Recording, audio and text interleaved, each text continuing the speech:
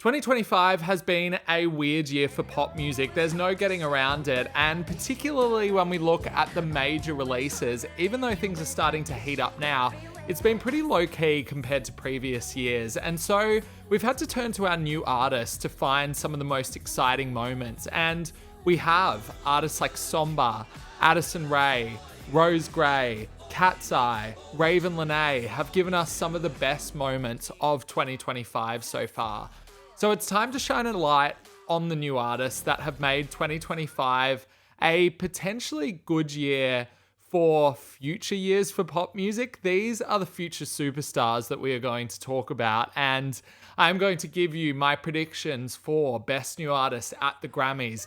Can Addison Rae get a nomination? Is Sombr a lock?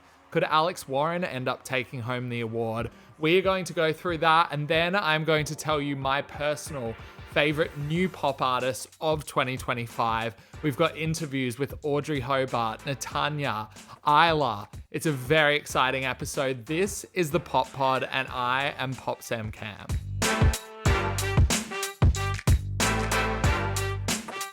Thank you so much for joining me. I have been wanting to do an episode like this for a while, and I feel like today is a real blockbuster episode.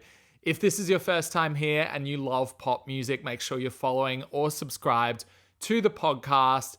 You can also hit us up on TikTok and Instagram, where you'll find me as Pop Sam Cam. And also, if you have the time, please throw us 5 stars on Apple or Spotify podcasts. It really helps with the visibility for the Pop Pod.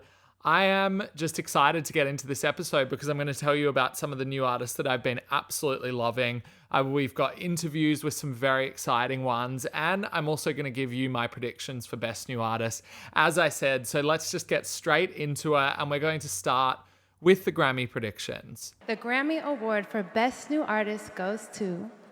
I feel like last year we had a pretty good idea of where the cards were going to fall for the Grammys, because we obviously had Sabrina Carpenter and Chappell Roan in the category. It ended up going to Chappell earlier this year, which I felt like was the right decision. But this year I feel like things are way more wide open. I don't think that we've had 2 names who have risen to the top quite like those 2 have.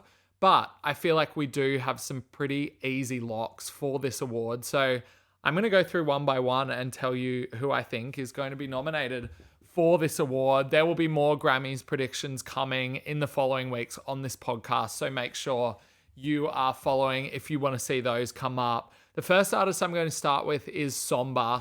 He is going to release his debut album, I Barely Know Her, this week. That falls within the Grammy submission period, which I think just raises his chances. Obviously, he already has 3 songs in the Billboard Hot 100 right now, with Back to Friends, Undressed, and also 12 to 12. I think of all the new artists that I'm going to mention, none of them have a hit rate like that. Potentially one of them does, but really none of them do. And Sombr very much feels like the new male it pop star, and I really just cannot see how the Grammys are going to be able to overlook that. He's grabbing like huge coverage. He obviously has this massive presence online, and then he's making music that I think is pretty exciting. I think that it's great. I think that it continues to get better, and even though he doesn't have a top 10 record yet, I don't think that that is very far off. Given the way that those 3 songs are performing right now, I would be very surprised not to see Sombr's name on the list. Another artist I would be very surprised not to see his name on the list is Alex Warren, given the success of Ordinary. It's obviously been a #1 record for several weeks. It will go down as one of the biggest songs of 2025. And also, I think that it represents a kind of safety that the Grammys loves to fall into. I think we saw with the way that they recognized people like Benson Boone and also Teddy Swims last year, that this kind of adult contemporary sound sits well with them. And I feel like they will not look past this one, even though Alex Warren still has I don't know if he still has this title anymore. And we'll get into this with the next artist I'm going to mention, which potentially comes down to misogyny, but he is essentially a TikTok artist. Whether the Grammys can overlook that or not, I'm pretty sure that they will when it comes to him, given the size of the song The next artist, though, there is a lot of commentary right now about whether she is going to be able to do it. I think she's going to be able to get it across the line, and that is Addison Rae. She released her debut album, Addison, this year. Just was such a game changer. I mean, ever since Diet Pepsi last year and the success of that, she has managed to turn her image around spectacularly and get to the point where Addison was genuinely quite a critical favorite this year and was a decent performer sales-wise. It's a top 5 record on the Billboard 200. She doesn't have like a top 10 hit yet, but of all the artists that I'm going to mention, there's only a very small handful that do have that. There haven't been a lot of new artists going into the top 10 this year. She's also been asked to be a member of the Grammy voting committee, which means that she is on their radar. And I just think that she's probably the most exciting artist of all these artists within pop right now, because she is working with an entirely female team with Luca and Elvira on the album. She's also working in sounds that aren't like traditionally kind of pop radio sounds. She has looked to artists like Lana Del Rey and Bjork for inspiration rather than artists like Taylor Swift, which is what we've seen a lot of the previous Best New Artist nominees do, particularly Sabrina Carpenter and Gracie Abrams as well. Was Gracie a nominee? I think she was. Anyway. But I really do think she is doing something interesting, and I feel like she is going to, if she's going to get one category for the Grammys, it's going to be this one. I also think that she could be a lock for the dance pop category as well, but I would like to see this happen. The next one, which I do think is potentially a long shot, given that the Grammys hasn't always been super involved within K-pop, is Cat's Eye. Cat's Eye obviously aren't strictly K-pop because their members pull together like members from many different countries, but the model of Cat's Eye is very K-pop rooted. But they are doing exceptionally well. I think that Gnarly was a real splash that they made earlier this year, and then Gabriella is doing exceptionally well as well. The girl group thing has always been difficult for the Grammys to totally get involved in, but I just think that their commercial success and kind of what they're representing in the industry right now might be something that they want to recognize. And they also represent something totally different within the nominee pool. I would really like to see Cat's Eye included in it. The next one is Leon Thomas, who has had a breakthrough year with his record Mutt. That is scaling up the Billboard Hot 100 still. I think we've seen with the way that they've treated artists like Victoria Monet in previous years that they really do like this story, particularly within the R&B field, of somebody who has been working in the industry for a long time and is finally having their artist moment. Leon Thomas was a songwriter before he crossed over into being an artist and having this moment, and I think it's a good story. I think that Mutt is a good record as well, and I really think that he will, I would say that he's almost a lock for the nomination right now. Some people said that there's a potential that he can't be nominated because he's already been nominated for a Grammy before with SZA on Snooze, but I don't know what the legalities are behind that, but we will wait and see. I think that would be the only reason that he doesn't get nominated. If we move to a country contender, there is always a country contender in there, and I think the one this year is Zach Top. Zach Top's been doing well. He's had Billboard Hot 100 hits. He also represents an incredibly traditional sound for country music, which I think could help him out at a time when some of the biggest names in country music represent something far more contemporary. Zach goes back to more of a traditional 80s kind of sound, and it's really uncomplicated. It's really uncontroversial. And we know that the Grammys love something like that. I'm also a big fan of Zach's work as well. I think that he has a great voice and he has a really just succinct way of writing. If they're going to include a country one, I think it's either going to be him or Megan Moroney. Either would be fine with me. Ravyn Lenae is the next one that I feel like should definitely get a nomination. Her second album, Bird's Eye, has been a huge breakthrough. Love Me Not is probably the most successful record of any, but of all the artists I've mentioned, Love Me Not is the most successful record. So I feel like she's definitely going to be in many of the conversations. I also think that she is a critical darling, which helps. She has a great story in that she's taken a long time to perfect her craft and finally get this moment. She's been drawing big crowds at festivals. I just think that everything is falling in line right now to give her the Best New Artist nomination. And to be honest, if it were up to me, I would give her the win as well. I am a huge Ravyn Lenae fan, and I think that Love Me Not has been a major moment for her. Fingers crossed that this happens. The final one is the Marias, who I actually in my head I thought they were nominated last year, but I guess the past 12 months have been fundamental for them. No one noticed, a massive record. In fact, at one point, I think they had about 5 or 6 songs charting in the streaming charts. They are drawing huge crowds at festivals like Ravyn.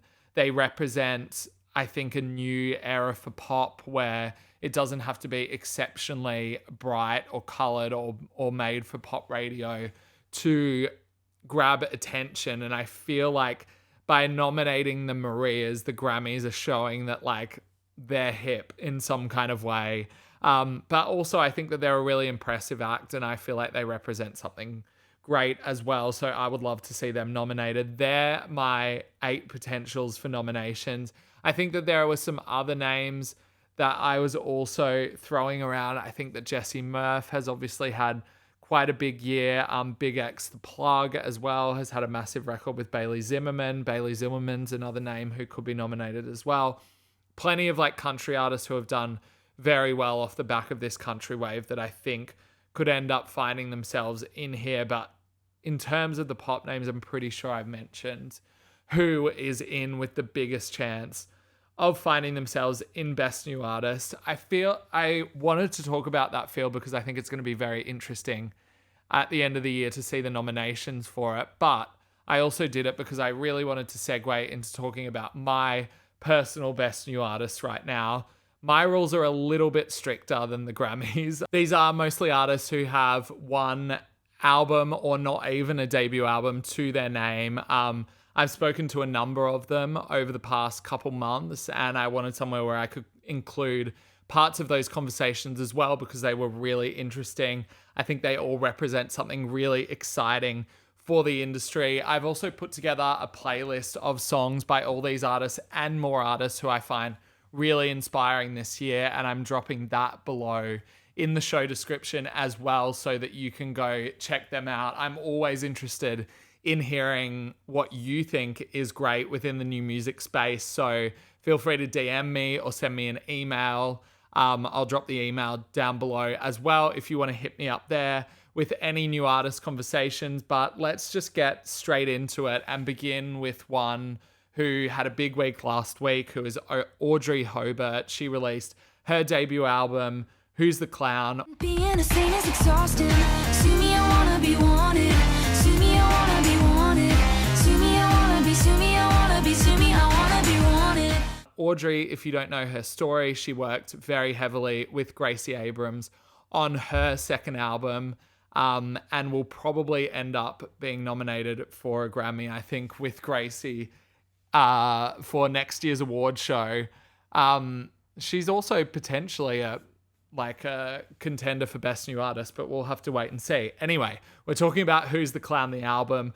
Audrey is interesting because she is such a unique songwriter in that I think I said this to her when I interviewed her, but it feels like there's no full stop when it comes to her songwriting. It is just train of subconscious thought, just like one after the other, word vomit. It is a little bit clumsy, but that's part of the charm of it. It's personality plus.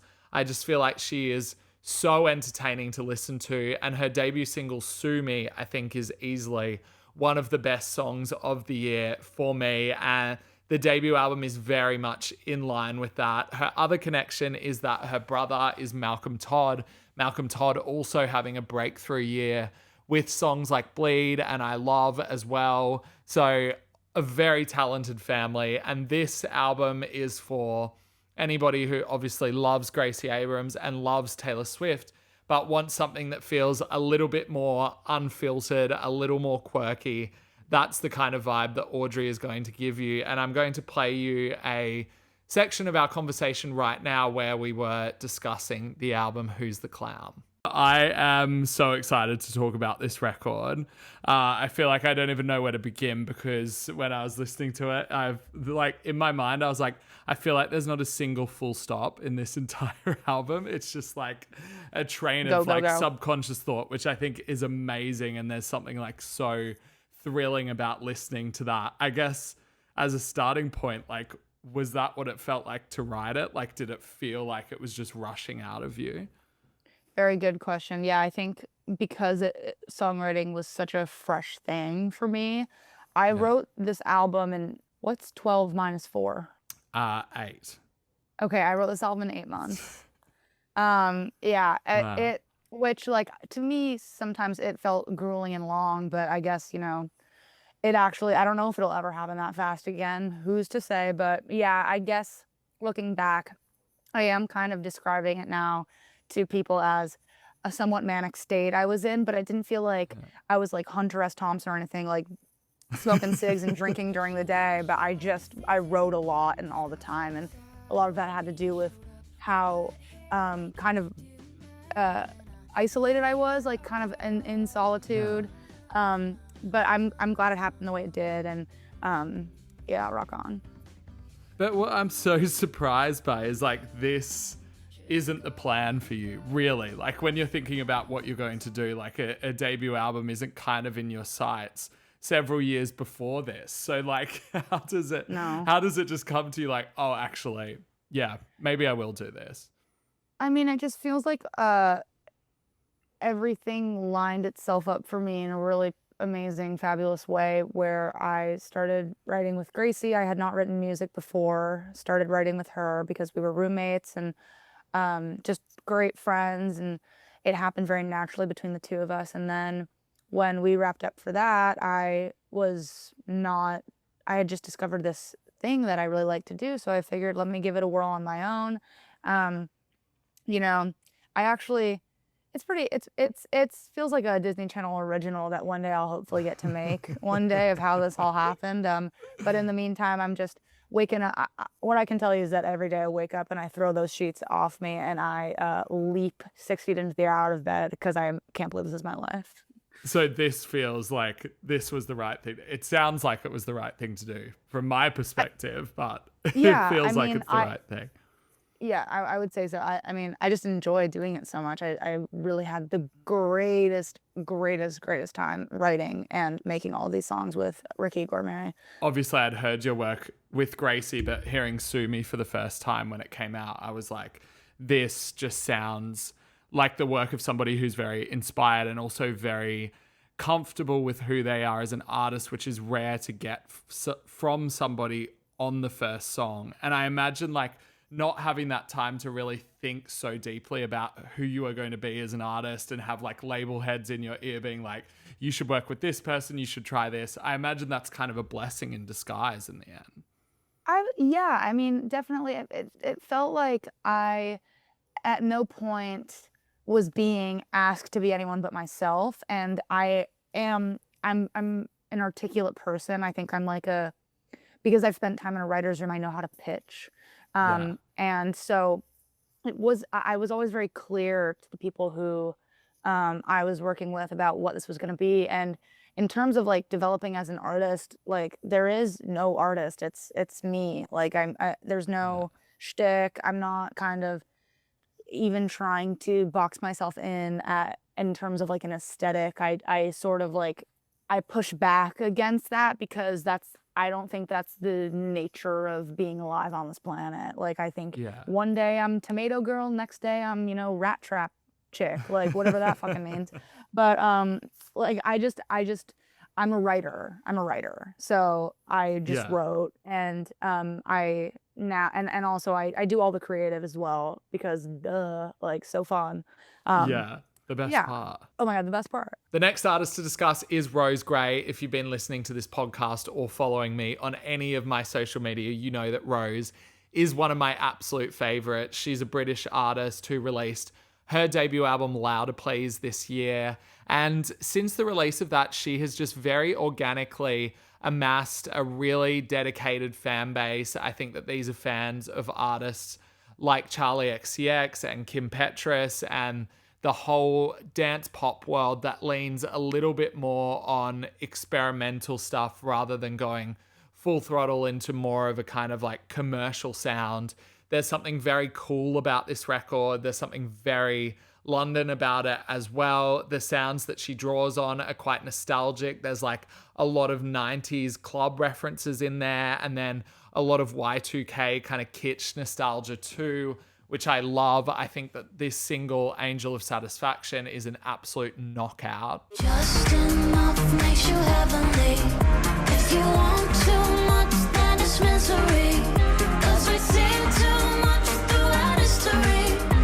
The angel of satisfaction said, are you ready for the action, baby? I actually saw her last week perform for the first time in New York, and she just has such a good energy that I feel like she is almost ready for her brat moment. Like, I can just tell that she is going to occupy a much larger stage very well. The thing that I find the most impressive about her is that she kind of made this record without a major following, and because of the strength of it, she has found so many fans in the last, I suppose, 9 months to get her to the point where she is supporting Kesha on her national, or she was supporting Kesha on her national tour right now.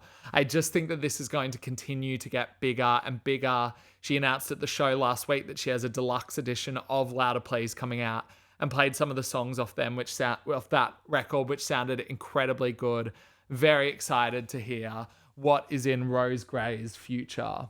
The next artist is Iyla. You also might have heard me talk a lot about Iyla. Iyla originally took off as a Vine star, but is now making music that is also quite Y2K leaning, but in a very, like, I say mathematical in the way that the melodies are so perfect that they feel like Max Martin melodies, but they feel like Max Martin melodies from his time working with like the Backstreet Boys and Britney Spears early on.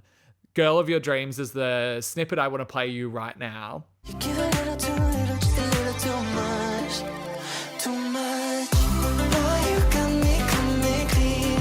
It's dirty and it's mean. You're not down for me. Now I got Kevin. It's just got such a buttery feeling to it. The way that she writes and produces, I think, is just spectacular. If you follow her on social media, you will see that a lot of the stuff she is writing, she just puts straight up. She's like writing pop songs in real time, is obviously a pop fan as well, because I don't think that you can write pop songs this good if you do not know the genre in and out, and she clearly does. She released a Tringle with Girl of Your Dreams on it a couple of weeks ago, and is continuing to roll out a project that she's calling Stage Girl, which really, like, in almost a humorous way, leans on the aesthetic of American Idol from back in the early 2000s, which I think is a really interesting way of doing it from somebody who's been in the industry for a long time and has obviously seen the ups and downs of it. But Girl of Your Dreams has gotten such a following very organically because it is just an excellent song, and I'm so excited to see where Iyla takes this one. Following up from Iyla, I want to talk about Natanya. Natanya is a British R&B and pop artist who is making music that feels at points like early Beyonce, but also gives me like Jasmine Sullivan, and then I feel the Timberland vibes as well, a little bit of Aaliyah, TLC. But there's just something so well executed about what she's doing. Feline's Return was the EP that she released this year, and it kind of came off the back of a tumultuous period for her where she lost her management and things started to go a little bit awry, and she pulled it all together with this project. She has new management now and is doing exceptionally well. There's almost no way that she is not going to be huge in my mind, because she just has everything. If you see her visuals They are so well executed. The songs sound like they have been made by an artist who has been in the industry for a very long time. She's a co-producer on many of them. The hooks are just so delectable and instantly accessible. And she just has a vision. Like, the whole aesthetic is so tight. I met up with her and talked about this record, and I just got the sense of an artist who knows exactly what she wants to be and is navigating it with such ease. And I don't mean that like the industry has been a walk in the park for her, but I mean it in the way that everything she does feels so natural and so unique to her. And you just cannot deny these songs. Like, even if you don't know anything about her, I promise you will listen to songs like this and you will just fall in love instantly. So listen to this song called Guitar, which I think is an absolute A+ moment from her. And then I'm going to play you a snippet from our conversation a couple months ago when she was in New York. We'll go crazy and crazier. You should get excited, throw a party, fight the night away. You should play the music loud so I can kick you entertained. You should get excited, throw a party, fight the night away. We'll go crazy and crazier. I want to know about your influences. Like, what are you listening to? Because I hear like a very nostalgic vibe with your music. But I'm interested to know, like, what were you listening to growing up? Let's start with that. Okay, so my dad Yeah. is the biggest Michael Jackson fan in the world. Okay. Wow. Yeah. Like, he's never cried at anything important, in my life. But when Michael Jackson died, There I went was to tears. sobbing. Yeah, like Wow. sobbing out loud, So Yeah.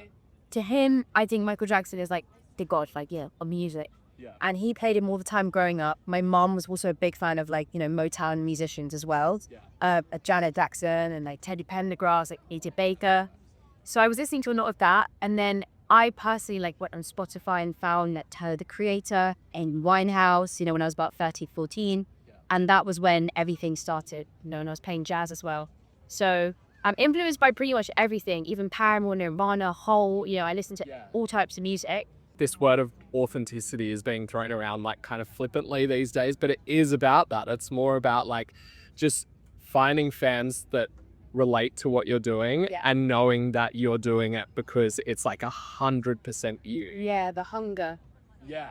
That's the thing that I genuinely believe drives like founder and obsession. It's like when you see someone else really fighting for their dreams, it inspires you in your person, So I always want to embody that as much as possible. And I listen to a lot of Janet Jackson, a lot of I love her so much. A lot of like Timbaland, like Aaliyah, Pharrell.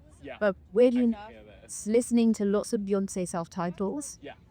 I can hear that as well. And like early Rihanna albums as well. Not Music Man Son, but like when she's like R-rated. I would say R-rated. I am also R-rated, like that rated R. Rated R. Rated R. I am also a rated R fan, and that album doesn't get enough flowers. No, it's crazy. Let's move on to an artist called Alamita. If you follow TDE, you will know that label has an exceptionally good track record. They have Kendrick Lamar, they have SZA, they have Schoolboy Q, and recently the major success has obviously been Doechii. They rarely miss, and Alameda, I think, is a very interesting signing for them because she doesn't fall within the rap or R&B space. She is really more of a pop punk / rock girl. If you've been listening to the work of an artist like Rachel Chinariri out of the UK, this is kind of more of the lane that she fits in. And the two of them have teamed up before on a song which was really, really good. I just like that she is bucking this trend where the industry expects that Black female artists in particular need to fall within the R&B or rap space. She is really a rock artist at heart, and the songs that she's released so far have all been really good. I think now that she has the TDE team behind her, things are going to really explode. The latest release that she dropped was 1-800-FUCK-YOU, and I thought that was a really cool song. I'm going to play a little snippet for you right now. Are you not entertained? You should get a life and not forget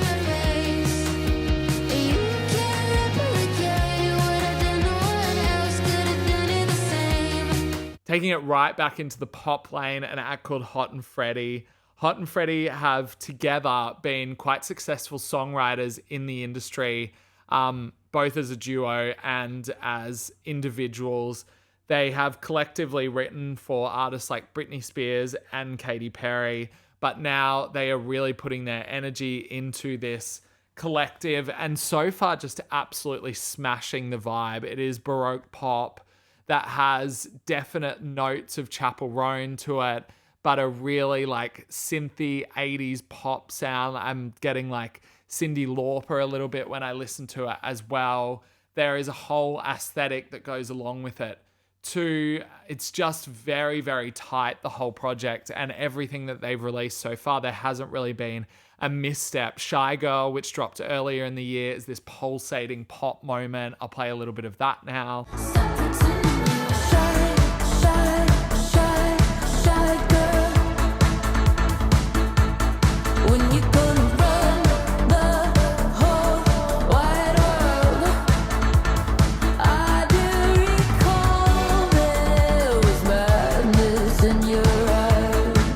And then they've also just released a song called Sophie, which is more of an acoustic pop moment, but shows a different side to them. It is like celestial, it's decadent, it feels expensive, but it also feels vulnerable and like relatable enough to connect. I just like pop music that is larger than life in some kind of way.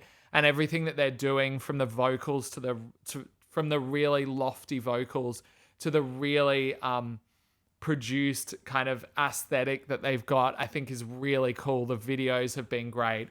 They just know exactly who they are as an act, and I'm really excited to watch this one build. Moving on to quite a different name, but somebody who has also been in the industry for a while, writing and working with some huge names, Eddie Benjamin. Eddie Benjamin is an Australian artist. You would probably, if you're not already familiar of his work as a songwriting partner with Shawn Mendes, you would know him from the Justin Bieber Swag album. He is featured on the title track Swag, but he is also a songwriter, I think, on almost every single song on the album. And now there's a lot of kind of hype around his solo project. And I think that's just because the songs this year have been really, really good. It is sort of 80s flavored, like McGee, Dijon kind of pop music, but there's probably a more like mainstream accessibility to it, with enough experimental elements to really catch your attention. Maniac earlier in the year really got me. There's sweeping melodies. There's something grand about the vocals that he delivers in it. But there's also something really warm about the stuff that he writes too. His most recent single, Driving, which is probably my favorite, I think, just has something really like comforting about it, and you'll hear that straight away. There's definitely like a Bon Iver influence in there. For example, I'll play Driving right now for you. As long as we're moving, grooving, and feeling guilt, but fuck, it's gonna be okay. Just keep on driving. Here's an artist that I think a lot of you are going to really love if you don't already love her, Qisha. For the past, I guess, just over a year, she's been releasing really in-your-face pop music in the best way. Like, you can tell that she's a student of a record like 1989 by Taylor Swift, but this is more intense. It's more like sexually charged. It's just really unapologetic pop, which I think is really, really cool. She released her debut EP, Modern Romance, just a couple months ago, and the songs on it are all so punchy and so instantly accessible. I just love pop music with a capital P that is just not afraid of going straight into the genre and using all of the like braggadocious tools that it can provide to you. I'll be your 21st century cool girl, baby. I'll forever be tragically insecure, but if you're ready to love me, then I'm all yours. She is doing exactly that, and I think that she's carving herself out a really unique voice right now, particularly at a time when we have names like Sabrina Carpenter really scaling up the charts, who managed to be a little bit more explicit and cheeky, I think that now is the perfect time for an artist like Chloe to strike. And songs like this do a really good job at bringing it all together. Here's another artist that I have spoken to recently. Her name is Iyla. She is an American artist, actually, who released her debut album, Weeping Angel, just a couple of weeks ago. And I think if you're a fan of like the scissor space of R&B, you're going to like this one. Like, it's wordy, it can get intense, it's really like hard on sleeve kind of stuff. And I was really drawn to it because I think that this is a record that covers a lot of different space. There's some really escapist kind of stuff that you can just lose yourself in, but there's also some really heavy shit on this. She actually lost her mother while she was making this record, and it took quite a dramatic turn after that, and it's quite conceptual because of that. She had a breakthrough with a song called Strings in 2020, but this album brings a whole different vibe to it. And what I love about her as well is she's an extremely visual artist too. The cover's amazing. The visuals for this whole thing have been amazing. And she's an artist that just feels really well-rounded. And I think to get a project like this from an artist who's still kind of early in her career is a really good sign that she's going to go on to do great things. I particularly love the album opener, which is called Corset. Too tight, skin tight, crisscross, cross stitch. You a corset down my back, and I peel you off like that. You're too tight, skin tight, untie, goodbye. I might kiss you good night and sing you a lullaby. And now let me play a little bit from our chat where we spoke in depth about the album Weeping Angel. To me, like, this is such a body of work in every sense of the word. Like, it's conceptual, it's like aesthetic is really tight. You go on a journey throughout the whole thing, which is an album. Like, tell me about like where this record starts. Yeah. And how you start to like plant the seeds. Well, thank you so much for your compliments. This record, we started making this album 4 years ago. And I think I was in a time where I wanted some, like, I had fun songs out, but I wanted some like sexier, more grown, like, you know, fun songs that people could dance to. I wanted to go a little disco-y. I wanted, like, I don't know, to even go into even more genres than I had in the past. Yeah. I can be all over the place with the genres, but We love that. thank you. But so I think with this one, I started in that space. And then about 2 years into recording, and about 2 years ago, my mom passed. Wow, and that was, thank you. She was somebody who loved the fun. Like, she loved life. She loved color. She loved beauty. Like, she loved those songs, and she got to hear those songs. Right. But that changed the trajectory of the album for me. Like, I wanted to bring in the emotions that I was feeling. I had to be authentic to the pain and the grief and all of that. And so I think that made the album even more kind of, you know, a journey of love and like the best and the worst parts of it in some ways. So it started in one place, it ended in a totally different place, but it kind of is a spectrum, which I love. But it's so interesting to hear you say that, because it's melded together so well in that there is like a darkness that juxtaposes the beauty and the lightness on this album. And you particularly feel that like when the first dance beat kicks in, I think on like track 2 or something, I'm kind of like, oh, okay. Because the first song has such a like weight to it and such a gravity to it. And then you're suddenly like, all right, we're up. Like, and I love that kind of mix, but I imagine that's hard to get right. Yeah. Particularly when you're like trying to be respectful to your own emotions and to your mum's legacy, but also like match this like vibrant personality who probably wants the album to be like a club 100%. Stomper. Yeah, and for me, I think like I cry a lot. You know, I am an emotional person, especially in the last couple of years, of course.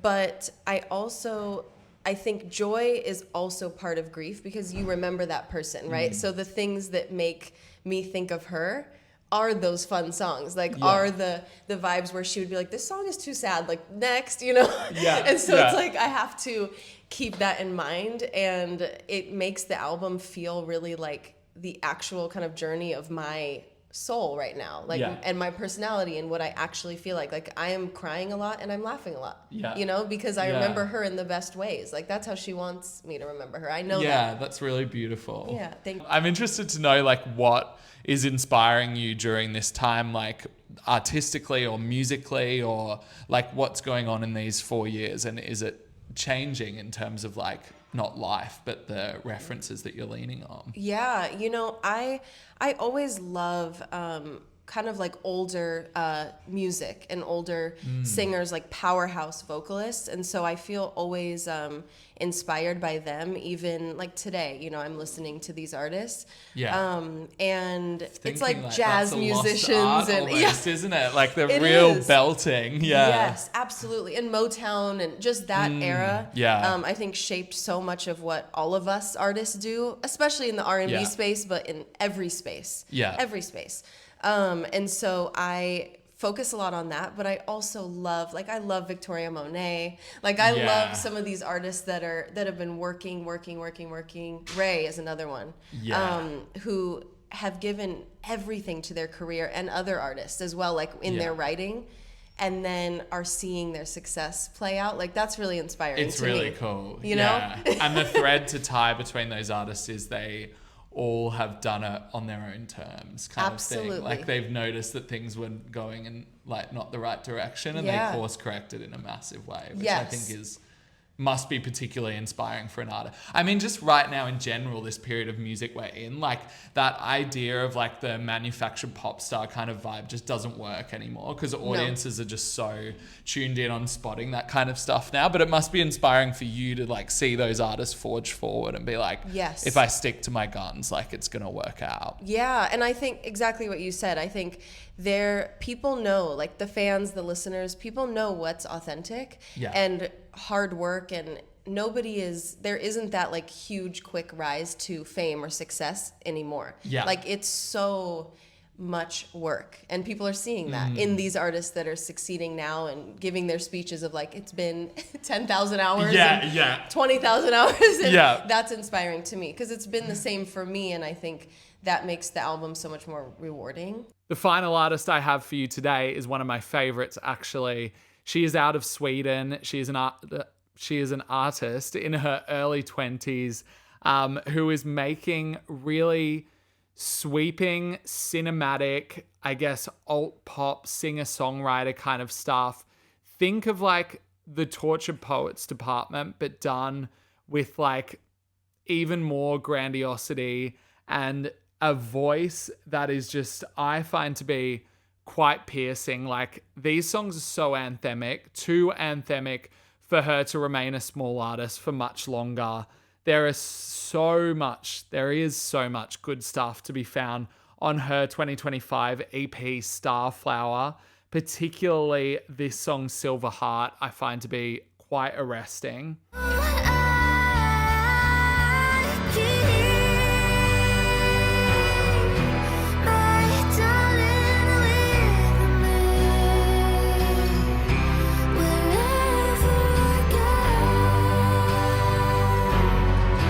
And then this song, Daisy, is just so full-bodied and anthemic. As I said, I can't stop using the word anthemic when it comes to her. But also, these songs are just so crisp and well-produced that it does not sound like the work of a new artist. And that is just the Swedes for you. We know that they are pop music excellence always. And this, while it doesn't really fit obviously with our idea of what Swedish pop is in terms of the lineage of artists like Robin and Tove Lo, but it is really, really well done. The melodies are tight, they hit.